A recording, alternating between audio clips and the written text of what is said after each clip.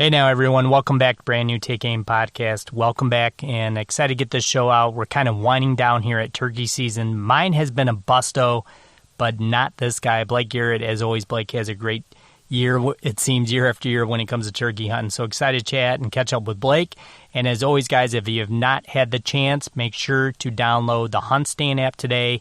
So many great features. You can use the code TakeAim10 to save on the pro version, and as well, one of the great features that I think is really unique is the one where you can find a friend. So both you guys can look up your accounts and basically track each other. If you're hunting some public land, you can see where the other friend is through your app, through the Hunt Stand app. So make sure you guys check that out. It's an awesome feature and one I'll be using this year in Iowa. Super excited about that. So as always, guys, enjoy the show.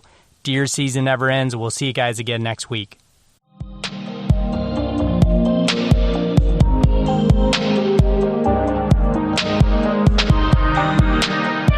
All right, guys, we are live. Brand New Take Aim Podcast. Excited to be back, get a new show out, and excited kind of here. We're kind of wrapping up spring and wrapping up turkey hunting, and my season has been an absolute busto so far, but kind of as usual, my buddy Blake Garrett, his season has not been a bust, so excited to have Blake on today and kind of go over what he's been doing turkey season. So what's happening, Blake? Not much, man. How are you? Good, man. Excited to talk to you. I know it's been a minute since we got to catch up, so I was like, let's get together, catch up, and we didn't even really pre-chat because I just kind of wanted to catch up while we're on the podcast. Yeah, heck yeah. No, things have been good. Do the typical start the turkey season off in March in Nebraska, and that went well. We were there a day. Went with Jamie Boer up there, and we both just got 2 tags apiece, and I think we shot 3 birds the first morning out of the blinds, and then I killed one, and I could have killed my second one.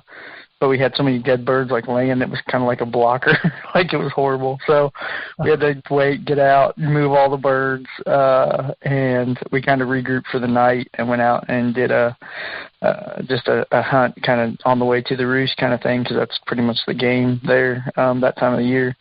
And shot another one with a bow, and then that was at Stand River, and then jumped in the truck and went to South Dakota. With Joe McDougal, and Joe's just phenomenal when it comes to guiding, outfitting, whatever, doing the work before you get there, and he pretty much had it figured out for where the turkeys were, and we hunted that first morning, and it was kind of just a real cold. I think it was like 35 degrees and 20-mile-an-hour wind and cloudy, and just not a lot happened. I think we ended up calling in like 5 jakes at one point, and went on through that hunt, and then that evening he was like, hey, there's been a tom and some hens coming out on this alfalfa field.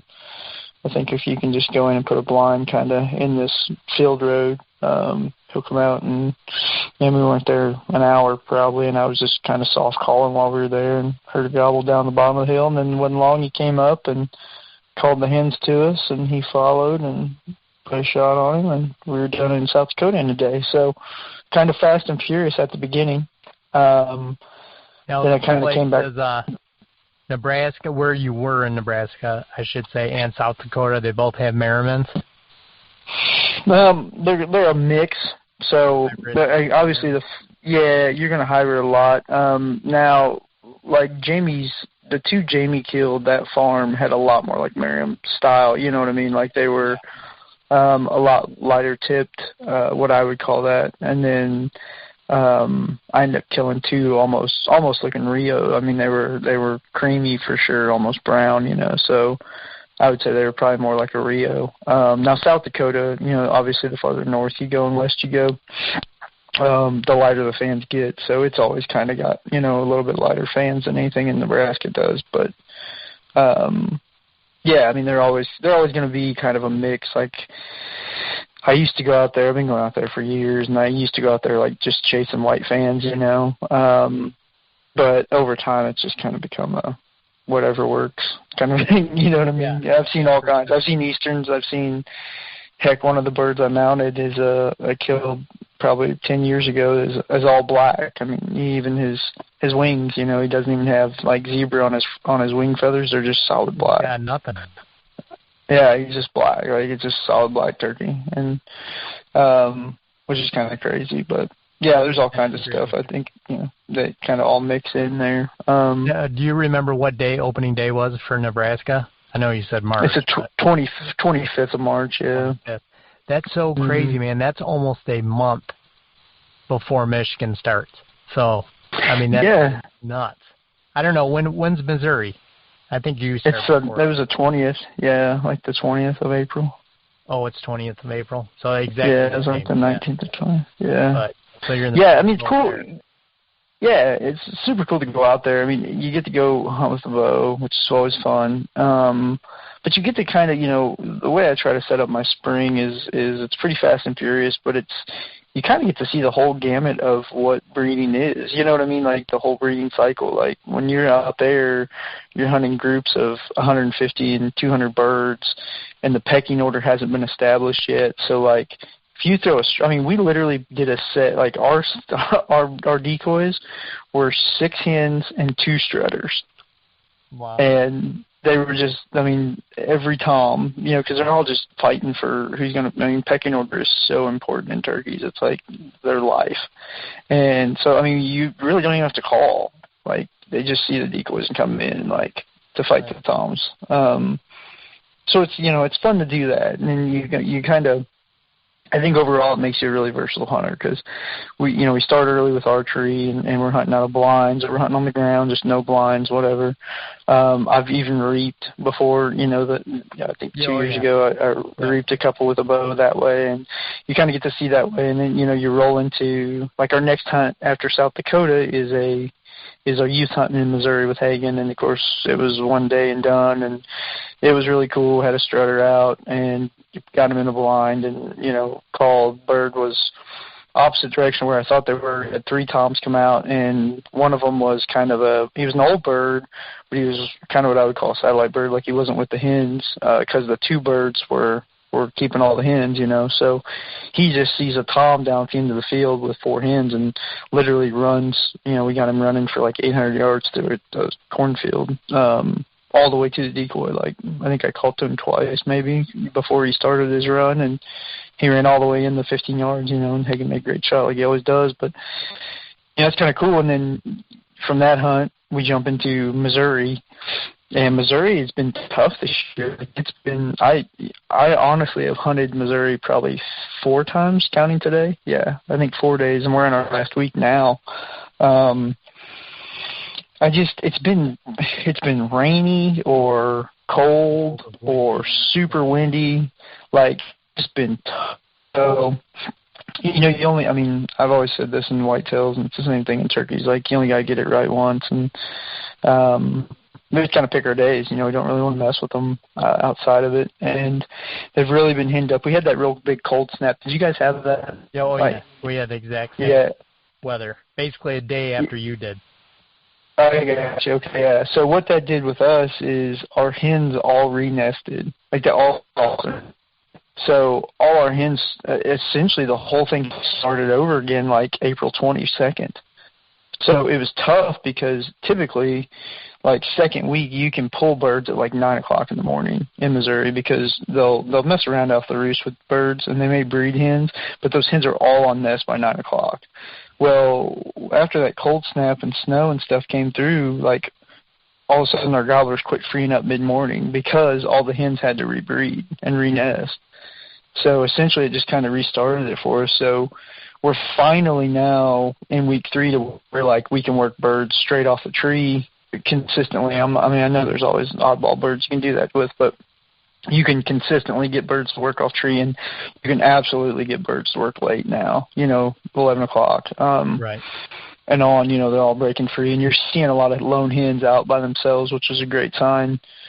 A lot of people don't pay attention to that stuff, but that's a huge sign. Like, if you're seeing hens out by themselves roaming, mid-morning, that's a good sign. That means that she's bred and she's just working her way to her nest. Yeah. Which means whoever she was roosted with is not with a hen, or not with her at least. Right. So, yeah.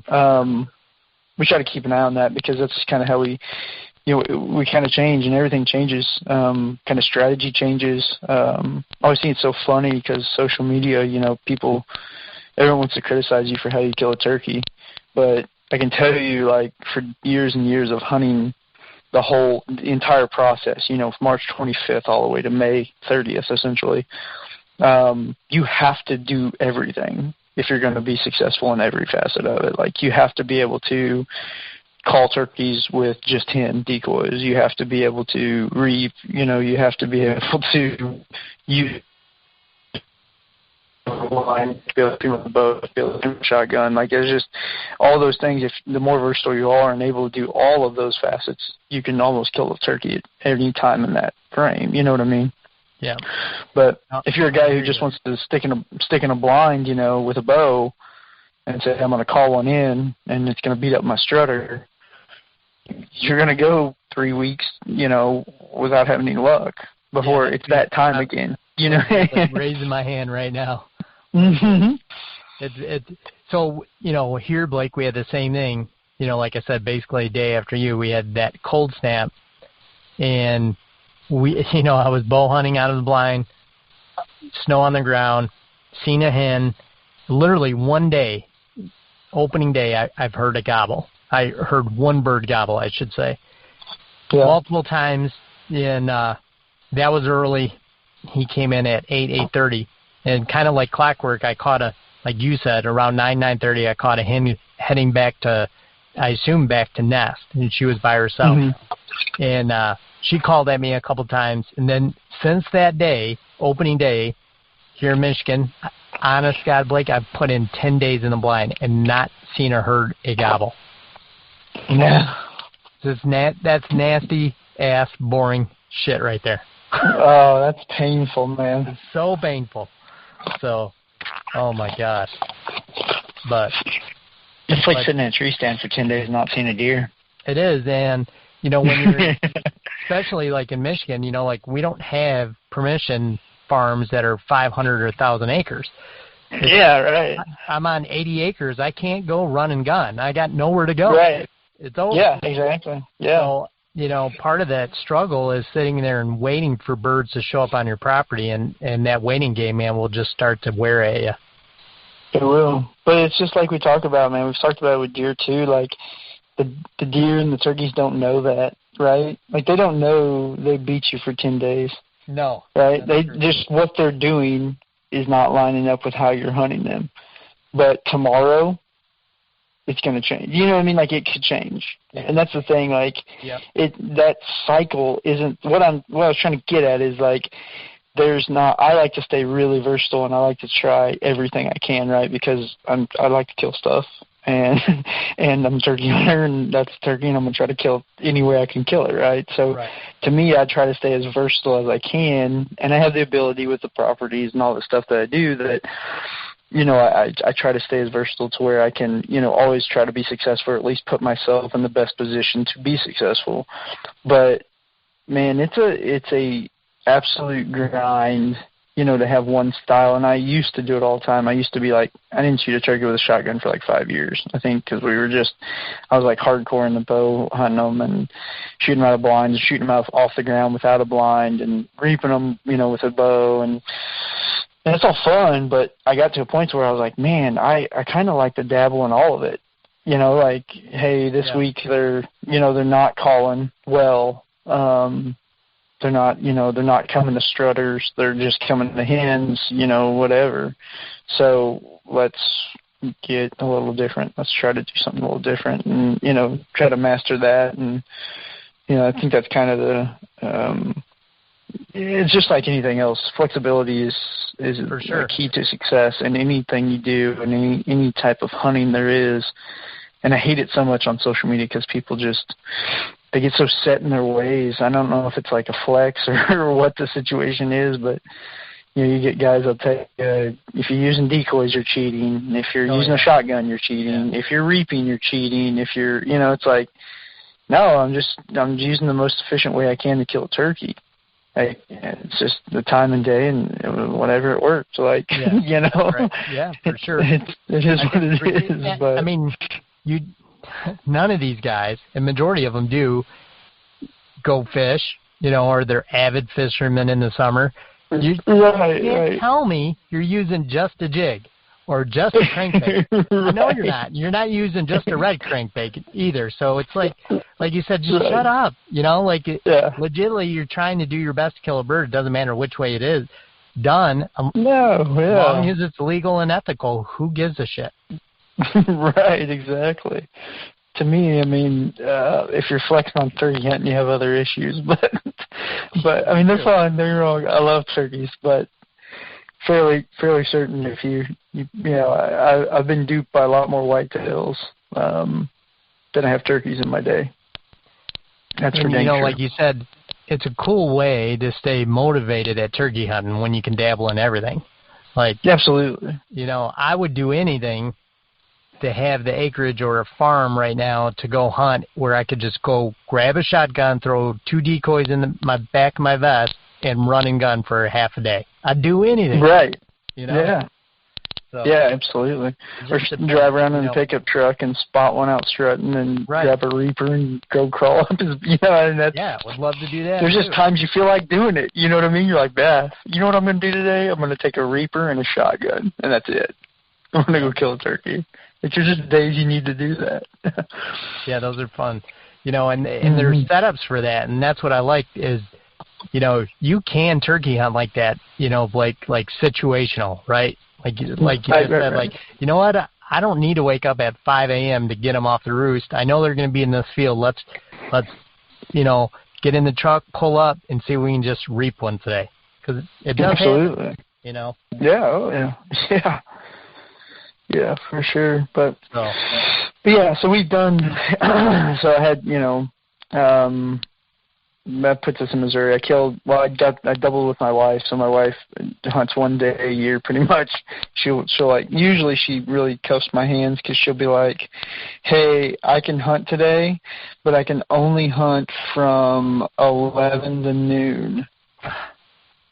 And it's like, oh, all right. So she really puts me on the spot for what I have to do to get her a turkey. But she this year she was like, okay, I'll get up early and I'll go one day. So I had kind of held on to my tag through the portion of the first week, because if you kill a bird in the first week, then you can't kill any other birds the rest of the week, essentially. Right.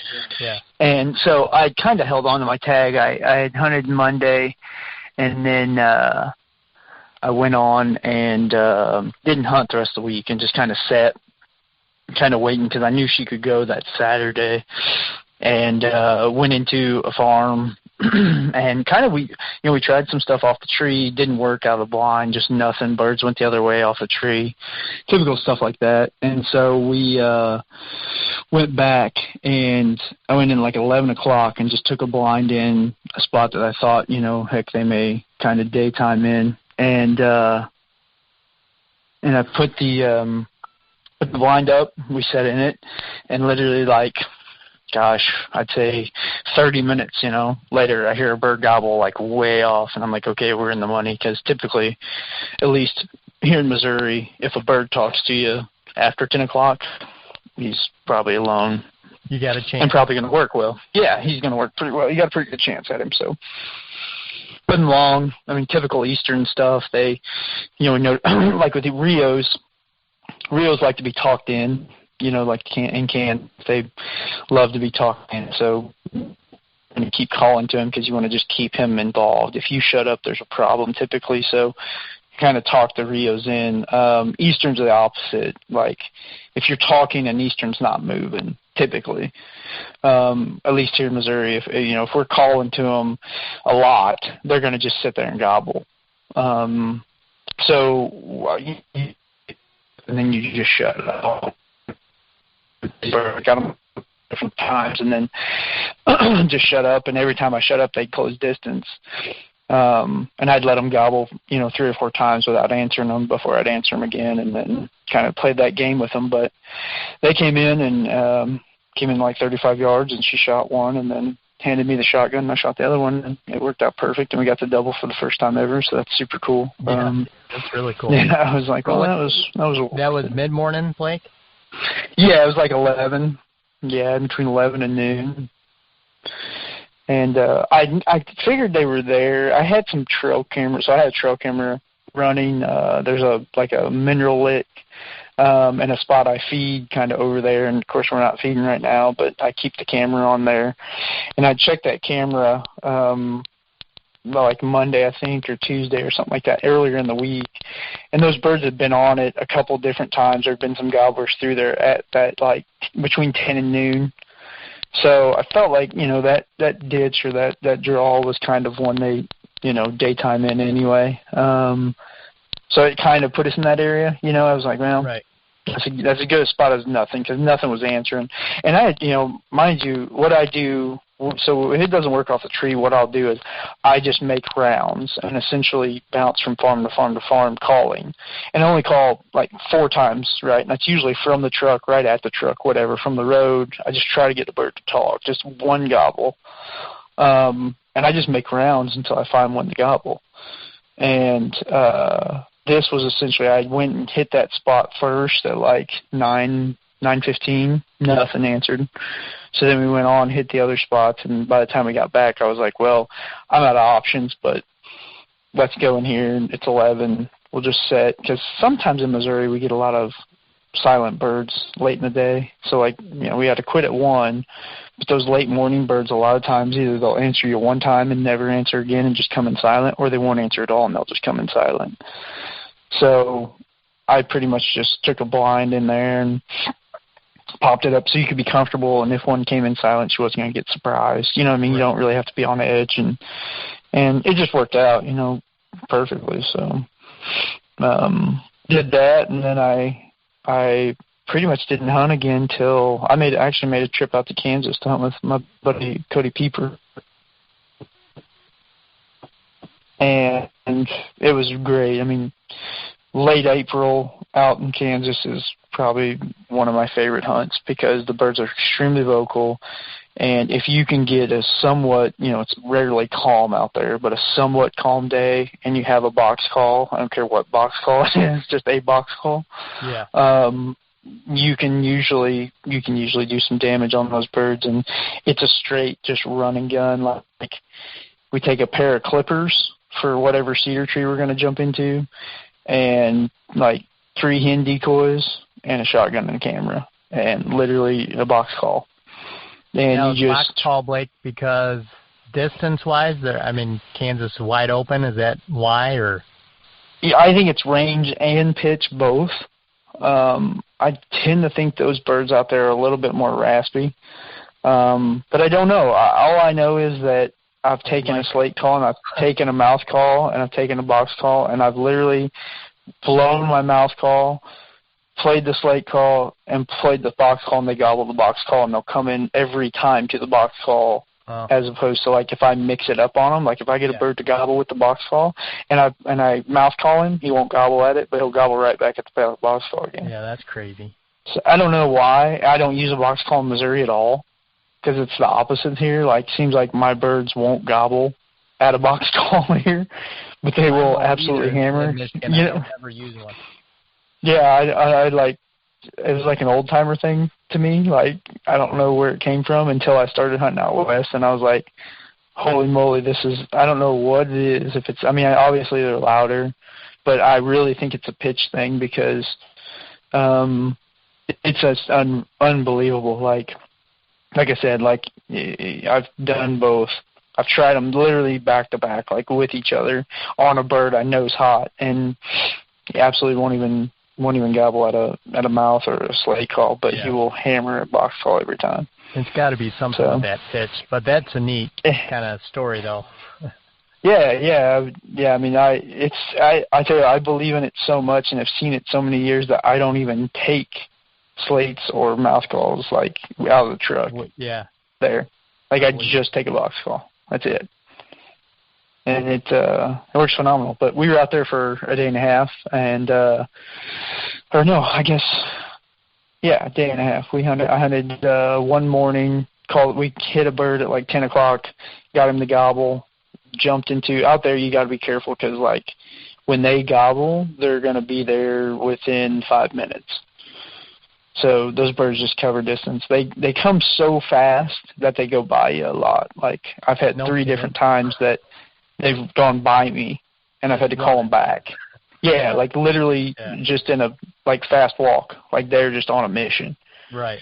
And so we had a bird that gobbled, and it was like a mad dash to get the camera guy hid, and we're snipping, like, limbs off and sticking them in, and I just dive into her. I, like, literally get him set up, and I get the decoys out, and I stop right in front of where he is. I'm standing out in the open, and I call, and the bird gobbles, and he's like 100 yards away coming. I'm like, crap, so I just jump into a cedar bush, like, don't even cut anything, just get into it, like, as deep as I can get into it and just lay there. And he comes around and puts on a great show and got him killed, and then picked him up, went back to Peeper's house, and Peeper was like, yeah, I got 45 minutes. Let's go try to kill a bird. I was like, okay. So we got a Reaper, drove around, found 2 birds out, kind of slipped on them, got around on them, and they didn't really like the Reaper. That for that time of the year, they just don't really like it, and they kind of walked away, but still stood within. They went to the tree line, and I kind of worked towards them just with Peeper behind me, and literally, you know, got within 35 yards, and he shot one of those. So we got him his bird, and then that evening went out, and I shot a really big Rio that was a double-bearded, you know, I think he had 1.5 inches. One was 1.5 inches, and one was 1 3/8 inches. Wow, that's pretty cool. So yeah, that was Kansas. It was fast and furious and awesome. And then now I'm back in Missouri. I've got a week here to hunt, which Josh McDaniel came down from from Indiana. So Josh is down here with me this week. And we're gonna do some hunting, and then I go to Wisconsin mid-May, and then it's over. So got 3 tags left, 2 in Wisconsin and 1 here. That would be cool. Call her a year. Where are you going, Wisconsin at? Binford is who I hunt with up there, but it's like just north of Lake Winnebago. Oh, okay. Well, that would be cool. You'll have to get Josh on the show one day too, Blake. That'd be cool. Yeah, for sure. Yeah, he came down. He's tagged out. They did a big beat down of him in Indiana, and then he was like, man, I'm not doing anything, because he was going to go back to Kansas. He's like, I'm not doing anything this week. And I was like, well, I've got all week. I've got nothing going on. I'm going to try to hunt in Missouri. He's like, come on down if you want. So he came down yesterday. We hunted this morning, and it was pretty rough. It was like 40, 45 degrees and 25-mile-an-hour winds and rain this morning. Yeah. So, yeah, windy, rainy, cloudy. It was just not a good morning, but we ended up striking a bird up at like 11:45 when the wind kind of slowed down and the sun came out. But I think he had a hen. He would gobble every now and then, but not every time. We cut some distance on him, and he never really did much. So I'd say he had a hen with him, the way he was acting. But tomorrow's supposed to be really good, so it's supposed to be like 3-mile-an-hour wind and sunny, 60, so that ought to be perfect. Yeah, that should help quite a bit. You know what's weird, absolutely. Blake, I mean, going back to here, just talking about Michigan and this weather, because it has been very neurotic, like very crazy, probably very similar to Missouri. But this year I've noticed less birds in Michigan, like out strutting, than I've ever seen in my life. Like I've literally only seen it on the road driving twice. Yeah. A whole year. Really? And wow. I mean, like I've put in a ton of days already bow hunting in that blind.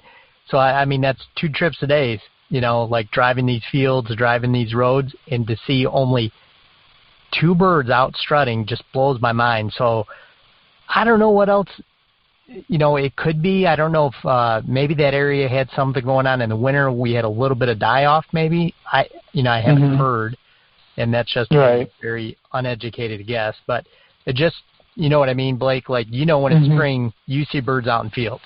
And when you don't, it's kind of absolutely. Weird, you know? Yeah. We had that in Missouri early, but it was because our timber was so open still. I think with all the cold, our timber kind of didn't really green up as fast as it usually does. So a lot of our birds stayed in the timber a lot more to strut. Sure. Yeah, that makes sense. You had a lot. You know what I mean? We had a lot more birds like flying down, straight down in the timber and doing stuff like that. Yeah, because it was so open. But now, you know, we've gotten to where it's starting to fill up pretty good. I mean, we still don't really have full leaves on trees yet here. But the undergrowth's getting pretty good now to where I think it's kind of pushing them out. Stage too, yeah, for sure. Yeah. But yeah, I've noticed that there's a lot of times like in youth season that we really try to key on that. Where we don't really hunt them on edges because we'll hunt them in timber because they like to stay in that timber. You know, if it doesn't grow up, but yeah, I don't know. I mean, I think the general consensus across the board is that turkey numbers are down.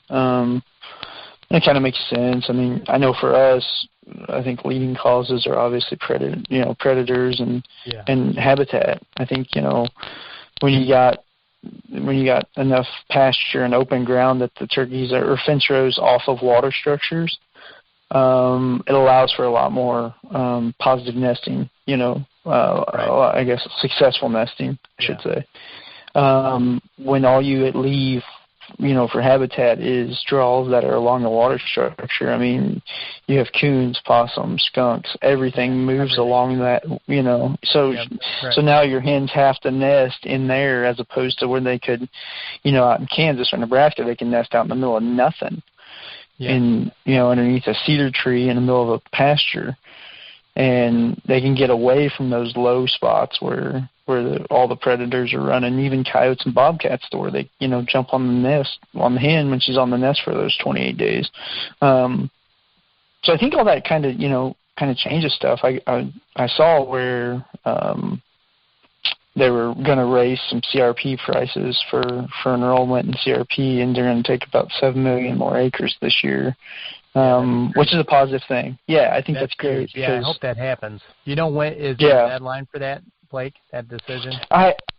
No, I think they're doing it for sure. They're gonna do it. So yeah, it's for sure in effect. So you know, it's obviously based off your region and where that is, but that's huge. I think people kind of miss the ball on that, and they wanna blame other things like wet years and stuff, but I think habitat, you know, if you look at the leading cause for really everything, you know, habitat's big. So yeah, and I mean, you would agree probably with me that I would say hardcore in the last 10 years, more and more guys have exited out of those CRP programs instead of entering in. And sure. Because commodity prices are so high. Absolutely. I mean, you know, when you get corn, that's the price corn is. I mean, everybody's digging up their ground to put some corn in the ground. You know what I mean? Yeah. They're going to dose everything they can dose, and I mean, it's just where they are with it. So yeah, they just have to, and that's what they're doing. They just have to come up with some other alternative method to where it's lucrative to not farm it hard, essentially. Yeah. So exactly. Which is great. We got to do something in place to save our fence rows and get some more CRP going. Yeah, absolutely. Yep. But man, excited for you and Josh this week, and thanks for taking the time to jump on today. And you know, good luck next. When are you headed to Wisconsin? You just said May. It's the 12th. Yep. May so 12th? I'm heading out the 11th. Yep. So we're hunting the 12th to the 18th. Another week. So I'm out of here for a week. So hopefully I'll catch up with Blake and the rest of you guys when you get back. And I got the rest of the month, so hopefully I can squeeze one out and you know, punch a tag here before May 30th. But I should have a good solid 2 weeks to hunt when I get back. So hopefully the weather's improved and it will help. You know what I mean? Absolutely, yeah. So, but good luck, man. Let me know. Keep me in the loop on it. I will for sure. Keep me in the loop, and good luck, Blake, and let everybody know where they can find you. And thanks for chatting with us today. Yeah, absolutely. So Instagram's probably the easiest. It's the Blake Garrett, just THE and then Blake Garrett. Also have a TikTok page going that's pretty cool with some content. That's the Blake Garrett 8. So check out those. That's where everything goes nowadays. That's it, folks. So sounds good, man. Well, good luck, Blake, and I'm sure we'll chat soon. Absolutely. See you, bud. All right, man. And as you guys know, you can find us every week, iTunes, Amazon Music. And as always, deer season never ends. We'll see you guys again next week.